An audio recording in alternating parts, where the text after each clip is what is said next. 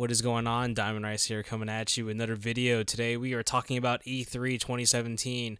All the press conferences were finished the other day. The E3 show floor was opened up yesterday. So it's time to figure out what exactly am I looking forward to for 2017 and obviously 2018 as well. We first start off with Electronic Arts. So there wasn't really much that they had inside of their press conference. Nothing more to be seen. Obviously the sports games, and also Need for Speed, Star Wars, and this new game called A Way Out. Now, I'm going to start with Need for Speed. Need for Speed Payback looks a good return to function from what they were. They took a year off of playing from the iteration of the games ever since the 2015 iteration of Need for Speed. So I think they're doing something really well with this. I think they're bringing back elements of Need for Speed The Run, bringing back elements from what was originally Need for Speed Most Wanted, the original one at least, and as well as having the customization from the 2015 version as well. So also, I feel like they're gonna have a nice storyline here. But it's gonna be Fast and Furious esque. That's what I'm thinking that's going to be happening, because that's what I thought when I first saw the trailer. And I don't know, I've seen something really interesting, but I'm not sure what's going to be happening with it. Hopefully it'll be good, but I don't know about that. Other game I was looking forward to there, Star Wars Battlefront 2 looks really nice. They say 3 times the content since the original version of the game. I don't know, maybe it'll do something well with that. I'm not entirely sure exactly what Battlefront 2 will be expanded upon, but it seems like they're expanding it upon all 3 generations of Star Wars at this point. So the trilogy, the prequels, and then also, yeah, basically the Last Jedi, and also the Force Awakens as well. So it's going to be interesting what it is. A Way Out sounds very interesting new IP of the game. It kind of takes along the lines of the Prison Break series, but the thing is with this one is you need a co-op player to play it, so you actually need someone to play with it at all times. You cannot actually progress in the game if you play solo. So it's unless you either you do it online, you play with a friend that's online, or you do it co-op style, split screen, couch style, whatever you like to call it. Now, Electronic Arts also had something finally what I was looking for was Anthem. I'm going to talk about that in Microsoft press conference part of the section of this, so we're going to continue on here. So with this Microsoft conference, we have a bunch of things that happened here. I am not interested in the Xbox One X at all. There is no use for it for me. I have a PC, and most of these games that are going to be pretty much either cross-platform or it's the play anywhere title, so I can play it on my PC regardless. Forza Motorsport 7. Oh, it's going to be interesting. Ever since they put in Forza Motorsport Apex on the PC, and as well as Forza Horizon 3, it looks like it's going to be a good iteration of the new series. From what it's been, they got some experience with those 2 previous iterations of the game, so hopefully this one with Motorsport 7, they'll do a really good job with this one. It is a play anywhere title, so if the UWP program in the Windows Store itself gets fixed, I really feel like it's going to be something good. I think they're really going to be fixing it. Metro Exodus. I've played the Metro series, but I actually never finished them. I own the first game. I don't own the second one. This new one looks really expansive to what it's doing. It looks like we're going outside of like the dark and gloomy places, and we're going outside. We're going to the apocalypse on the outside. And you don't want to entice any bears all along the way, because it seems like those bears are very, very vicious against you. I don't know. I think that's something really good. Assassin's Creed Origins we saw today too, or in this particular conference. I'll admit I never played any of the Assassin's Creed stories, mainly for the fact that I was so hard of a diehard Prince of Persia fan that it pretty much copied the elements from Prince of Persia and kind of expanded upon it. So I never fully actually played an Assassin's Creed game. I never really got into the storyline or the history or anything, but maybe this year might be something different. I mean, they're moving over to Egypt, so it looks something really interesting as is. PUBG, aka PlayerUnknown's Battlegrounds. I think I want to play this game. I haven't played it yet. It's been released already, obviously on PC, but it seems as though it's coming to the Xbox as a console exclusive. So maybe that's probably not going to end up happening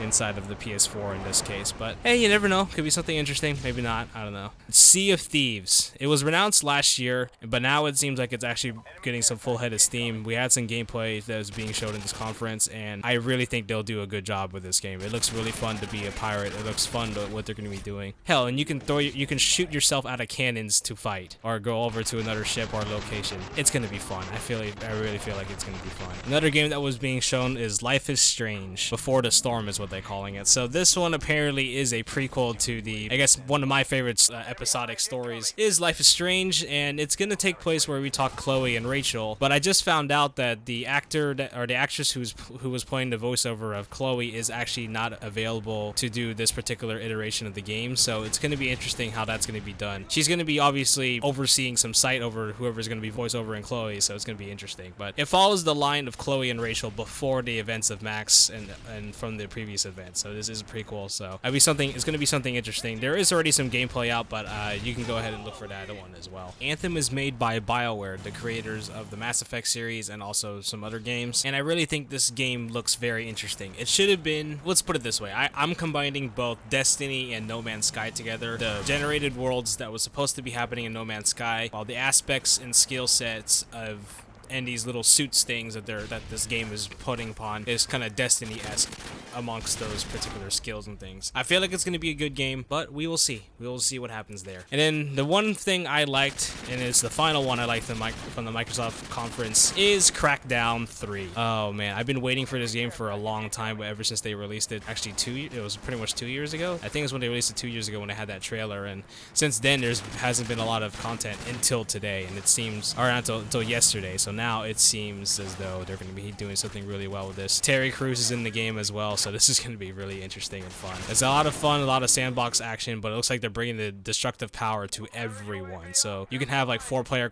I think it's 4-player and 8-player co-op kind of style, or just straight up multiplayer. You can just destroy the city and always collect those good old agility orbs and all those other hidden orbs as well. So it's fun. It's just straight up fun sandbox. It's gonna be a good time. Not much was shown inside Bethesda's conference. I wasn't really the only thing I was excited for was basically the Doom and Fallout 4 was being VR-ified, or VR pretty much. I don't know. I didn't even know VR-ified is even a word, but you get the point. They're making VR versions of the game, so that was probably the only thing that was really interesting. The other interesting one, the Wolfenstein 2: The New Colossus. I have not played a single Wolfenstein game yet. I really do want to play those series though. It's something I love those storylines with it's a storyline, it's a single-player shooter kind of storyline, and I do want to play them.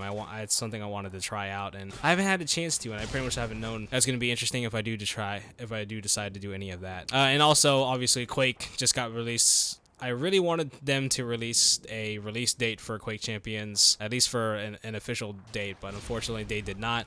All they're releasing is just how there was a World Championships for Quake. From the PC Gamer show, there wasn't really much of a lot to be shown. Some of them were already announced, and only a couple of them were actually actual reveals or have been already announced already. And one of them is the Lawbreakers game made by Cliff Bleszinski. It looks like the game finally has a release date, and it also has a free-to-play beta coming out later on, I think end of June. So I may try the game out again. It is another class-based shooter. It's Overwatch style, as most people are calling it, but it is more fun. It has more action, has more shooting, has all that good stuff. But the balancing issues are going to be a problem, I feel like. That was the last time when I was playing the beta last time, and it wasn't fun. It really wasn't fun in my particular case. Age of Empires Definitive Edition looks like they brought back a good old fan favorite. It is one of my favorite RTS games. I do play Age of Empires 2 the most though, but I did like the first one. I didn't really play as much the first one, but it does seem like everyone else did, and I don't know, maybe it sounds something good, maybe it is. So, and then finally, The Last Night IP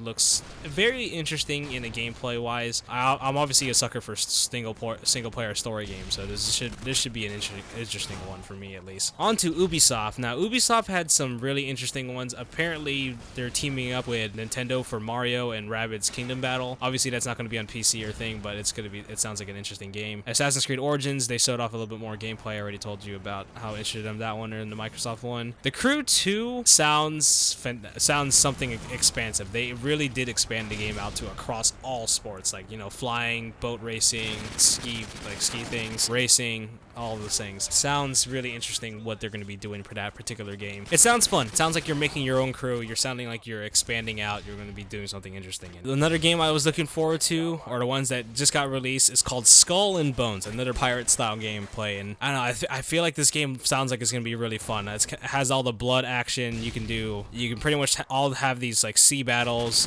and you can, I don't know, it just expands upon what was, I think it was Assassin's Creed Black Flag that had those boat ship battles kind of thing, and they pretty much expanded it all to about the pirates, and I'm interested in that, so hopefully that will be a good game too. Far Cry 5. I never played a Far Cry game, so that's something interesting. That's something that's you can see that's happening throughout these other games. I really do think they did a good job from what it was. So, and then finally, Sony brought a lot of brought a lot of new games into their particular lineup. I really did think they did a good job, more so than they did Microsoft's press conference, at least as the kind of the main series. Uncharted: The Lost Legacy was announced. I don't know anything about it other than the fact that it has some characters I have not played in the Uncharted series yet. I just finished Uncharted 1, so I have I have Uncharted 2 and 3 and 4 to finish up before I get to what The Lost Legacy is, but it sounds like the gameplay sounds similar to what I've been playing so far, and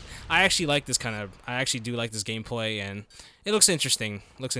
Another game I saw interesting was Call of Duty World War II. Obviously, they had the multiplayer release trailer that was released. The game looks fantastic. It looks not like Battlefield 1 graphic wise, but it does look like they really did revamp the engine, or they did something really well with this World War II shooter. So it brings back the ever famous boots on the ground that everyone has been waiting for. I got tired of the jetpacks. I got tired of the double jumping. I got tired of all the wall running in that particular game series, because all the other ones were futuristic, from Black Ops 3 to Advanced Warfare, and then also Infinite Warfare at this point right now. So it brings a good nostalgic feeling going back to boots on the ground, but also has that gritty taste of World War II. The other game I saw that was very interesting, especially, is God of War. So God of War has basically, they come back with this new game, and they brought back kind of like this, the combat style is completely different. They revamped it, or at least they made it to the fans where it's like kind of Batman Arkham Knights, Arkham's, like the Arkham series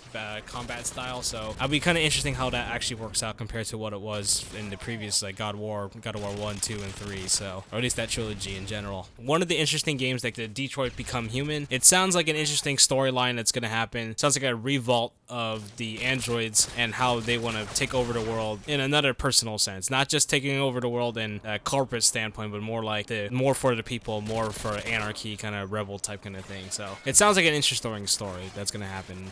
I'm looking forward to it. And then for me, at least for what I had known, Destiny 2 was definitely, I was looking forward to. I'm going to be buying it on PC, but the thing is, they did announce that the PC release date is 3 months later than the consoles. So it's going to be released on October 26th, when the consoles will be getting it September 6th. So that's a very long wait of time, and I don't know how to say about this. I mean, I could wait, but now that I have my PS4 that I bought with me this time, I got a cheap price for that particular PS4. So I don't know. We'll see. We'll see what happens, what I'm gonna be doing with all this. And with that, my E3 top 5 games, I would think would have to be definitely Crackdown 3, Destiny 2, Call of Duty World War 2, Wolfenstein 2, and The Crew 2, I think. So it's a lot of the sequels of the games that I've been playing before, and it seems very, very interesting what are these particular games are going to be, at least my particular favorites. At least it's going to be I think it will be, and what will happen to see with these particular games. Those are the ones I'm looking forward to the most.